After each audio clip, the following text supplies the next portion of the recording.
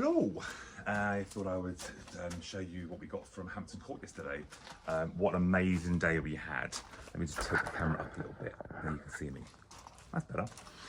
What an amazing day we had at Hampton Court. Really, really good.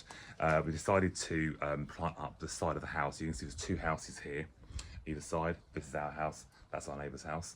And down this side area here, we've got like a wasteland that we kind of use for like the greenhouse, putting rubbish, compost, not rubbish, but compost and empty pots and stuff like that. And we've got a flower bed that it's mainly in the shade down here, but there is sun probably for about 3 hours a day that kind of moves around between the two houses. Behind you, actually I will show you, it's a lot wider. This gap here is a lot wider here. So the sun comes around there. Not much sun today, I must add. Shorter. So let me show you what plants we've got at Hampton Court. So this is slightly shady around here. So we've got some heucheras. I'm hoping the names are on here. So this one here, this one is called Heuchera Sugar Plum.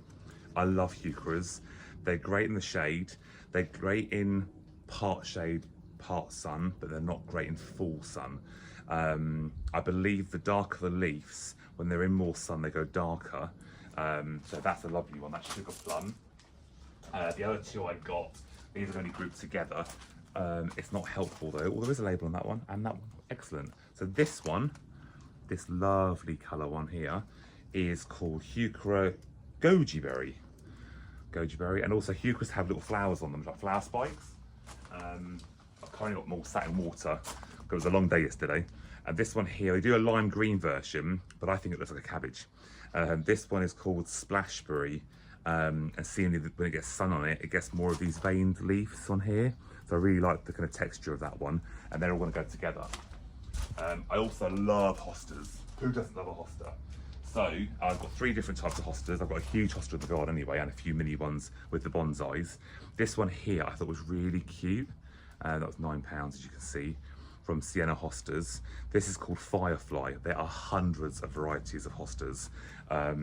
Those of you who have hostas know that slugs and snails love them. But the key thing is getting grit over the top of them and yeah, mulching them well. And this has actually got a lovely flower coming on it as well, this little flower spike. And I think most hostas I think are white or lilac. This is the lilac one. I also got a couple of tall ones as well.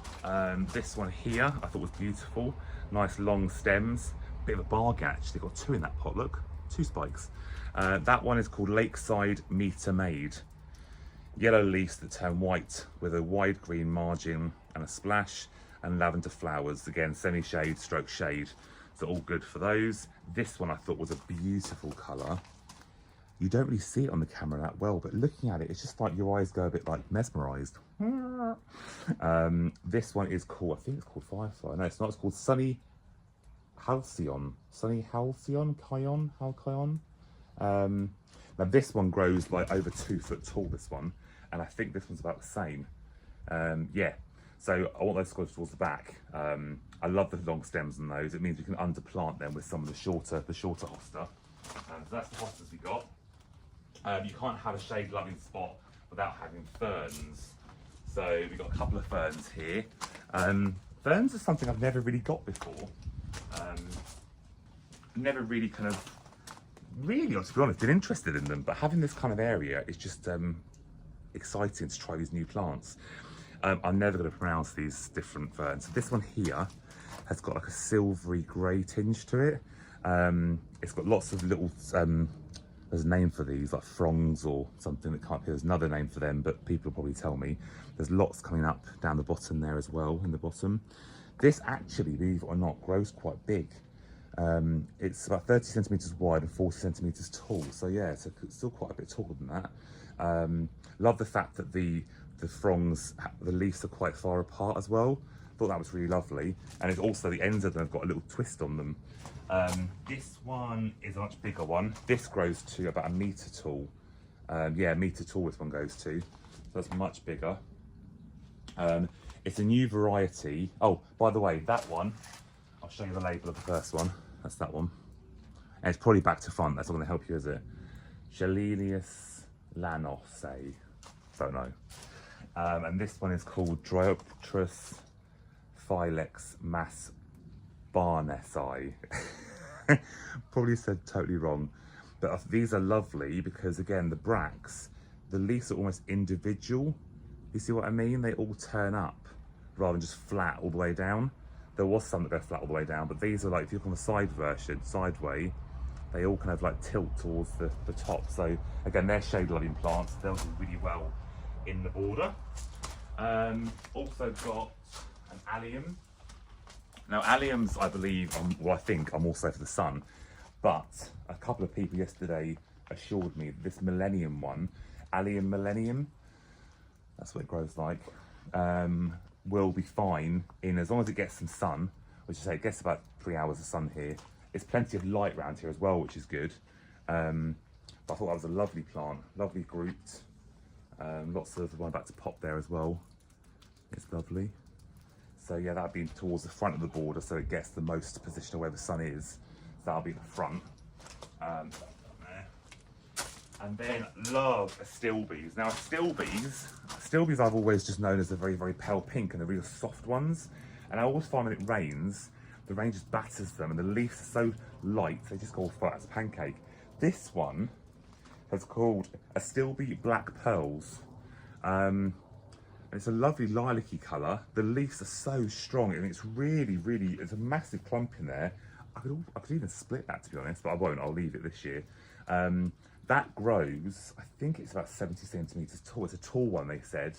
So that's going to the back. So I've got some foxglove in the corner, and that's going to go in front of the foxglove, because the foxglove will grow taller than them. So I've got that astilbe, so that's called Black Pearl. And I also got another astilbe, which is called Heavy Metal. This is Heavy Metal. This one's actually going over this one, but that's the colour of that one. It's a kind of pink, cerise pink, fuchsia pink. There's lots of leaves coming on that too. And again, a very robust, you can see how bushy it is. So I'm going to put those like really like right next to each other. Show you that actually. Let me turn the camera around. So there we have it. That's the positions they're going to go in. Obviously they're not planted yet. I put the 3 ferns around the sides, the large fern at the back, so that'll come right up almost through the tree. We got the Acer last week. I gave it a really good trim. It was really full and you couldn't see any of the stems. It looks a bit like it's been hacked to bits, but there is a plan there, honestly. And then there's the other ferns coming down here. Did I show you that fern? I'm not sure if I did actually. This one is called Polycynchium. That there, that's the name. You can see that. This one I think is really pretty. Again, you can see, so on the individual, like kind of, are they called bracts maybe? That's the one that's quite far apart. And this one is so light. But again, it actually grows quite a big size, so that's going to fill that space up. This one here goes quite big, but it will kind of bellow over the sides. Then we've got the 3 hostas. Those 2 hostas grow similar in height, but they'll kind of merge together. That's a smaller one that will merge with that fern. The heucheras I'm going to put pretty much in the middle, like that grouped, and then they'll kind of fill out. I'll also put some grit in the bottom of those as well, because they like to be free draining. So in the winter, not to be sat in soggy bottoms. No one likes a soggy bottom.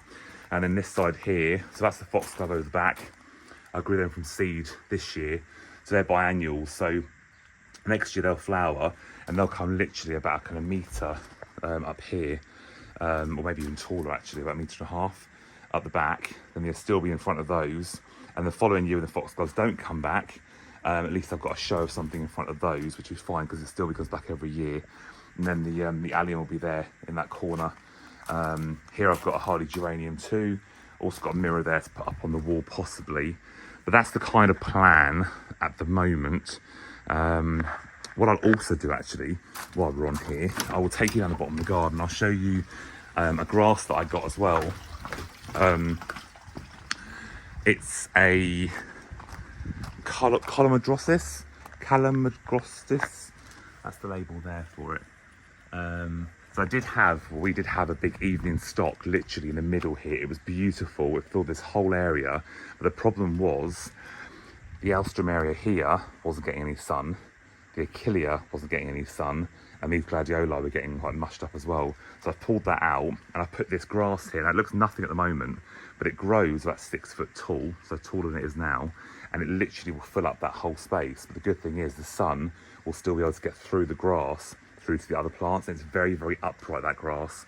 I'm not a fan of grasses because they splay out too much. I've got that one over there. Don't ask the name of it, but it has some flower spikes on it later in the summer. But it's a lovely grass too. But in a border, I'm not a fan of grasses because they just splay out too much. So yeah, so that grass is a nice one. I also moved these heucheras as well from a section over the other side of the garden. So they're looking a bit sad right now, but I've just watered them in, so they should pick up fine. And we also got a little freebie yesterday as well. Got a little Aquilegia, one of the stalls. Got chatting to him and he gave us another plant. So yeah, that's good. Anyway, that's it for now. Hope you enjoyed that little talk on Hampton, our purchases at Hampton Court. And stay tuned and we shall plant them up soon. We're going to get some wood bark and stuff around there. We're going to get a big kind of tree stump of some sort to put in there as well, possibly. So yeah, stay tuned and we shall follow this up with another video.